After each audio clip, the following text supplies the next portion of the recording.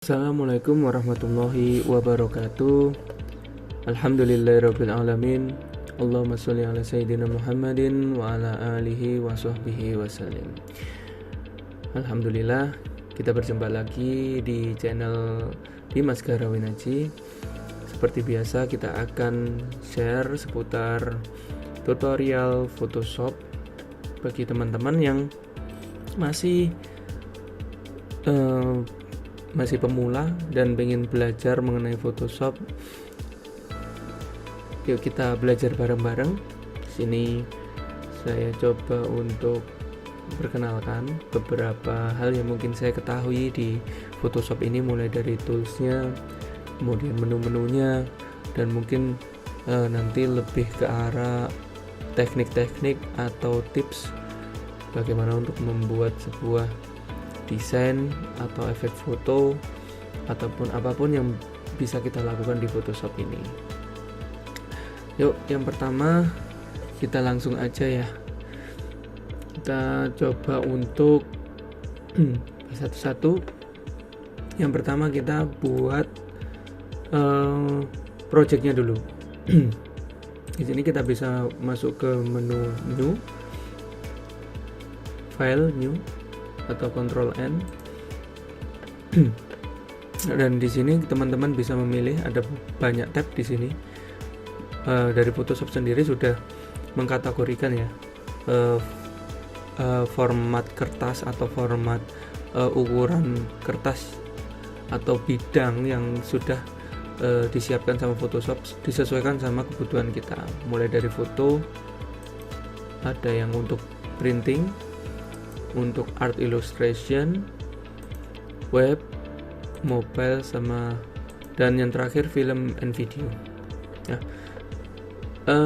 Photoshop yang saya pakai ini Photoshop 2021 teman-teman. Jadi kalau teman-teman pakai versi yang lebih baru atau versi yang di bawah ini, pasti ada beberapa perbedaan ya. Mungkin Mas, ini di tempat saya masih belum ada pengkategorian seperti itu, masih masih basic yang awal itu. Nah, itu mungkin tampilannya nggak seperti ini, tapi di Photoshop yang 2021 ini sudah seperti ini teman-teman. Tapi prinsipnya sama sih. Yang membedakan adalah yang di sini memang sudah dikategorikan sama si Photoshopnya sendiri. Oke, kita coba yang pertama, kita pakai ukuran kertas yang pada umumnya aja ya. Misalnya kita pakai A4. Nah, ini sudah otomatis menyesuaikan dari standarnya. Ya, kita klik create. Oke, setelah muncul bidang kertas atau bidang kerja yang mau kita gunakan, kita coba untuk mengeksplor ya satu persatu dari tools ya, tools yang ada di sebelah kiri ini. Ini ada beberapa tools, teman-teman bisa explore di sini. Mulai dari move tool. Move tool ini fungsinya adalah menggeser sebuah objek ya. Jadi kalau teman-teman mau menggeser objek dari kiri ke kanan, kanan ke kiri, atas ke bawah, muter-muter, itu teman-teman bisa pakai move tool ini. Oke ya, contoh move tool ini dipergunakan untuk apa? Misalnya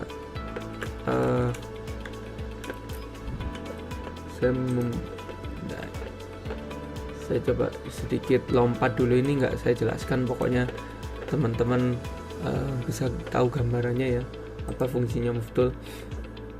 Jadi move tool ini ketika kita ada objek yang sudah kita buat, atau mungkin ada objek yang sudah ada di lembar kerja kita ini, jadi kita bisa klik pakai move tool ini dan kita bisa pindah-pindahkan objek tersebut sesuai dengan keinginan kita ya. Nah, di sini pengaturan move tool ini bisa kita setting di atas ya. Ini ada auto select. Ini artinya adalah kalau kita klik di bagian objeknya, ketika kita centang auto selectnya, dia akan menunjukkan marking ya, menunjukkan tanda bahwa benda itu sudah kita select. Nah, coba kita bandingkan kalau kita centangnya kita ilangin. Jadi kalau centangnya kita ilangin, kita klik, dia nggak akan memilih.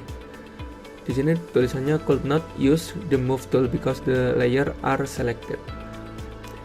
Because no layer are selected, maaf ya. Jadi tidak ada layer yang kita select. Jadi bagaimana cara menyelektnya kalau misalnya tidak auto select? Jadi kita harus dari layernya itu sendiri kita klik, baru objek tersebut sudah tertandai atau terselect gitu ya. Nah, seperti ini. Nah, untuk memudahkan saya biasanya pakai auto select ini. Jadi kalau misalnya banyak gambar, teman-teman, misalnya ada beberapa gambar ya. Ini maaf, ini saya ilustrasikan aja ya. Ini pakai tombol apa itu. Nanti kita biar nggak bingung, biar nggak nggak campur aduk ya. Informasinya. Jadi awal-awal dulu aja. Kita fokus ke move tool-nya dulu ya. Nah, misalnya ada beberapa objek seperti ini. Kalau teman-teman mau secara cepat memilih dari salah satu dari ini atau beberapa dari ini, teman-teman bisa pakai fungsi auto select. Bayangkan kalau setiap kali memilih teman-teman harus masuk ke layer, kemudian memilih.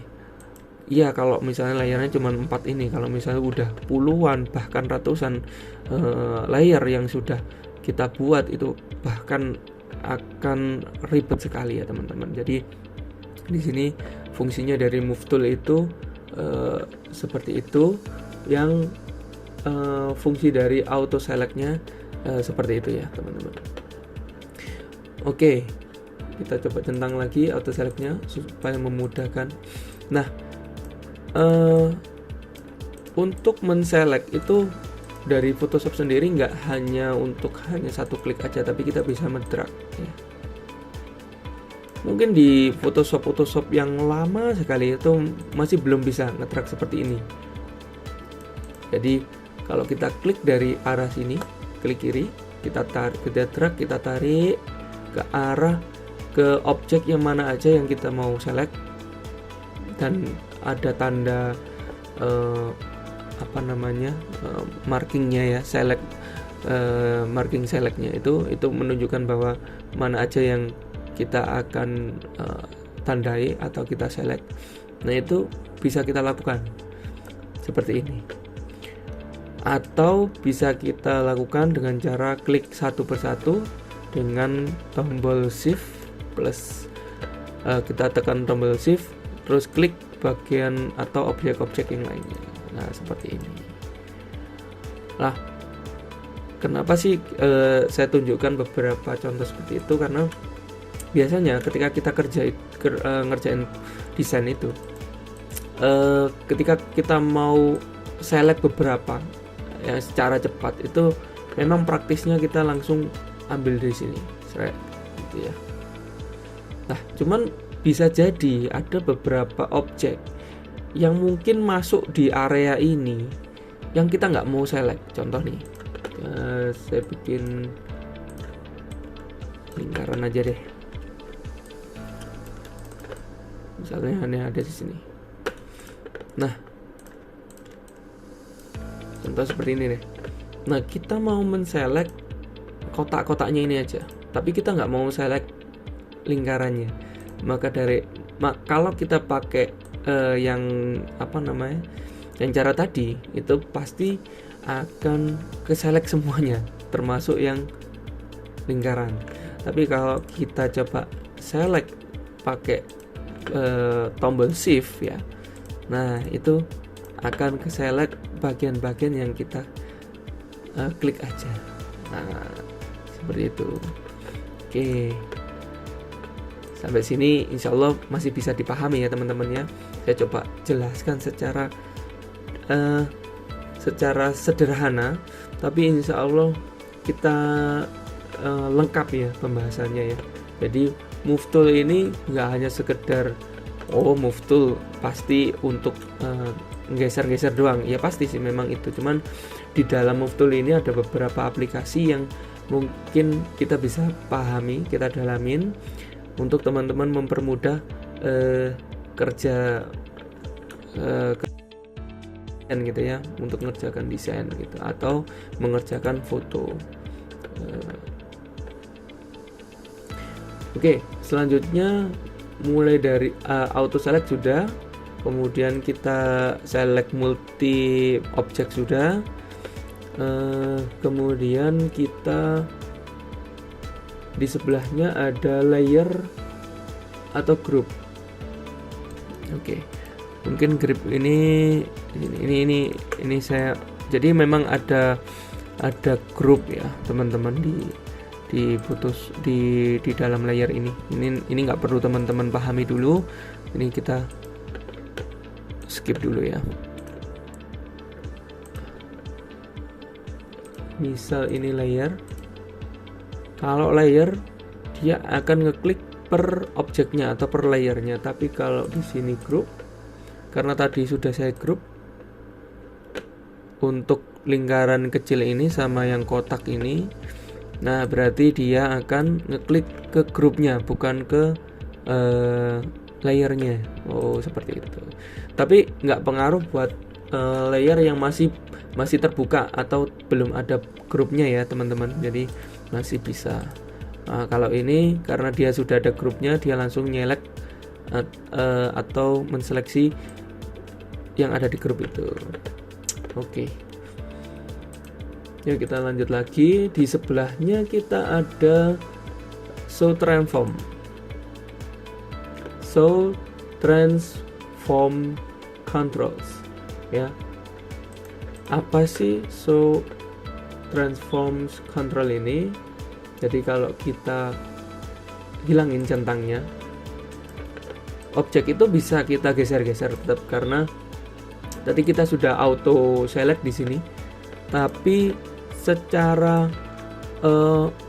transformnya dari shape tersebut atau bidang tersebut itu kita nggak menemukan ya, transformnya nggak ada. Transform itu untuk apa ya? Ini kalau kita centang ya. Nah, transform itu menunjukkan beberapa node atau titik-titik untuk kita bisa ubah-ubah objek tersebut ukurannya ya, misalnya besar kecilnya, panjang pendeknya, tinggi rendahnya, dan untuk ini karena saya pakai menu rectangle, di sini ada beberapa ini ada tambahan ya, selain besar kecil di sini ada kayak node untuk sudut dari bidang tersebut. Kalau kita tarik coba, nah jadi awalnya ini kotak jadi kalau kita manfaatin node ini, kita sesuaikan curve-nya, sudutnya ini jadi berbentuk curve ya, seperti ini. Bisa nanti akan bentuk kotak yang sudutnya itu tumpul dan bisa sampai menjadi lingkaran. Nah, ini tambahan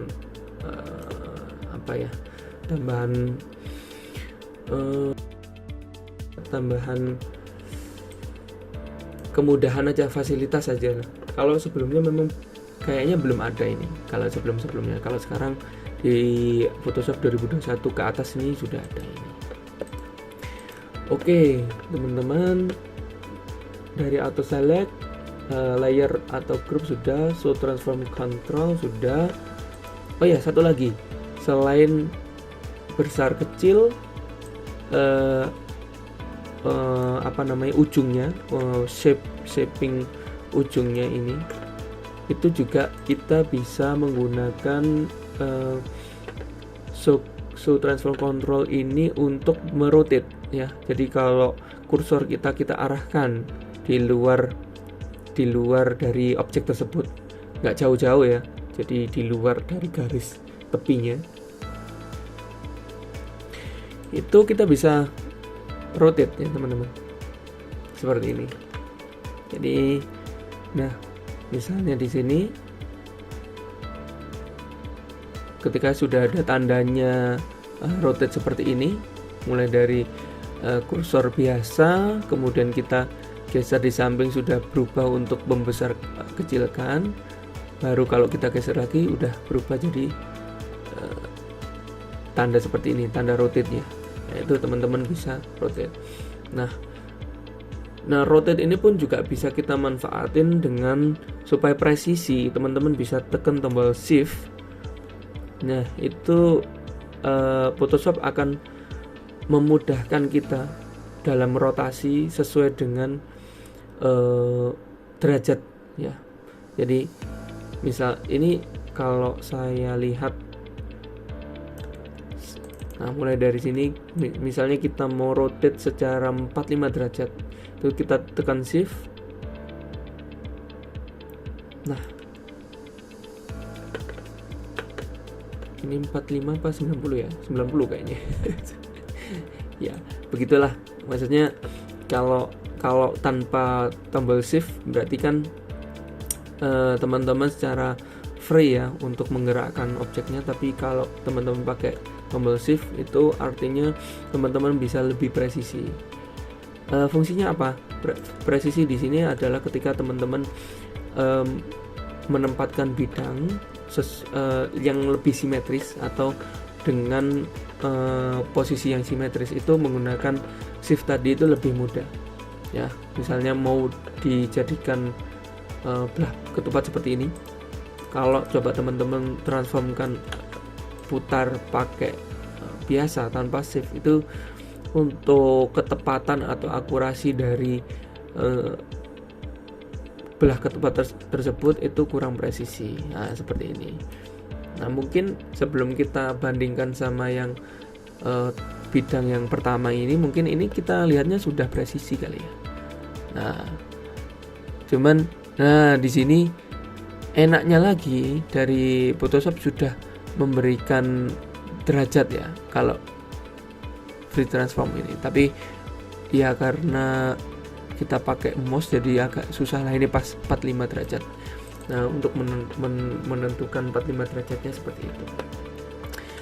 Oke teman-teman, ternyata panjang ya kalau kita explore satu tools aja. Tapi teman-teman jangan bosan ya, karena belajar itu memang membosankan, tapi ketika kita yakin bahwa dengan belajar itu kita bisa menambah wawasan, mengupgrade ilmu kita, dan pastinya nanti akan menambah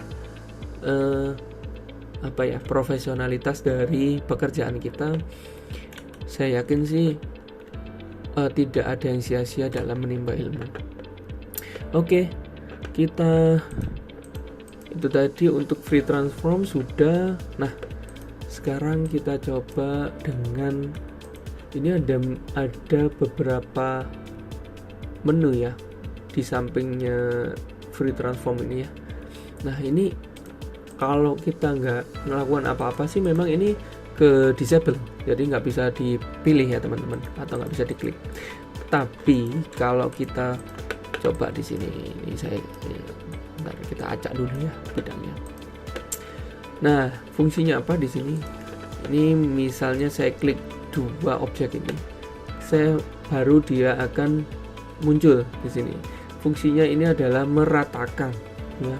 Di situ kalau bahasanya, kalau kita di Microsoft Word atau Microsoft Family ya, Microsoft Office itu ada alignment. Ya, alignment itu meratakan ya. Jadi align left edge ya, jadi ini meratakan ke samping kiri semua. Kalau kita klik, nah akan rata ke samping kiri semua. Dan kita coba ulang lagi, ini kita meratakan ke samping kiri. Nah kalau yang sebelahnya ini ke align horizontal center, horizontal center. Nah seperti ini. Kalau yang sampingnya ini align right edge. Oke, seperti ini. Nah, selanjutnya bentar. Oke, kita ulang lagi, kita lanjutkan ya. Yang sebelah sini ini ada align top edges. Nah, ini untuk rata atas. Selanjutnya ini adalah align vertical center. Nah, jadi dua-duanya memposisikan di tengah-tengah secara vertikal.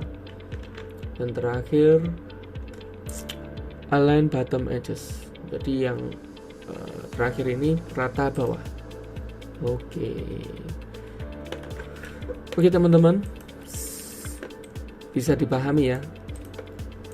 Oke ya, sebetulnya menu-menu ini bisa teman-teman explore sendiri, tapi ya jujur ya, saya dulu salah satu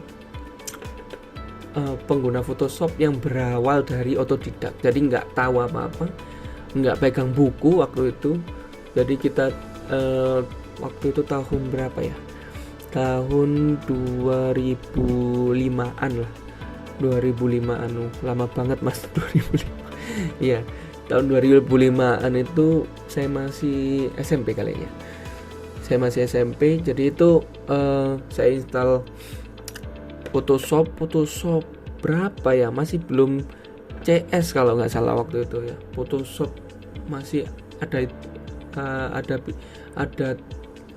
masih angka aja ya muncul, Photoshop 6 atau berapa gitu, lupa. Jadi belum CS waktu itu. Sekarang sudah CC ya sekarang. Jadi saya mulai dari otodidak. Nah, ya memang sih kalau otodidak itu ya kita bisa mengeksplor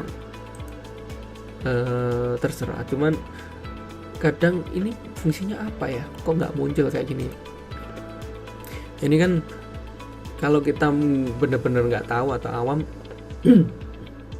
ya bingung ini buat apa gitu ya. Tapi kalau teman-teman belajar dari tutorial someone gitu ya, jadi tutorial saya atau teman-teman yang lain, ya insya Allah lebih mudah karena sudah terbantu dari ilmu yang sudah kita dapatkan atau wawasan yang sudah kita pernah dapatin gitu ya. Oke, selanjutnya kita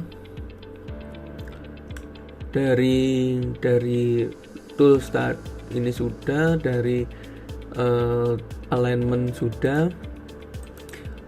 Nah, ini alignment ada beberapa. Ini alignment secara summary-nya, cuman di sini ada beberapa alignment yang lebih lengkap. Ini ada alignment yang memang belum aktif ya. Mungkin kalau kita select beberapa objek seperti ini, dia akan muncul aktif. Ya, seperti ini.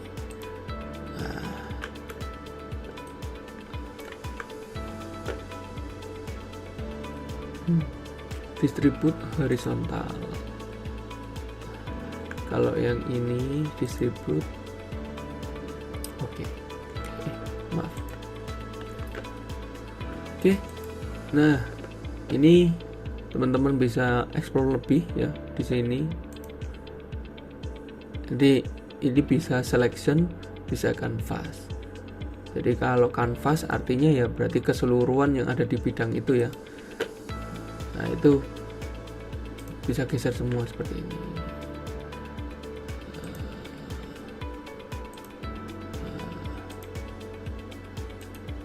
Gitu ya teman-teman.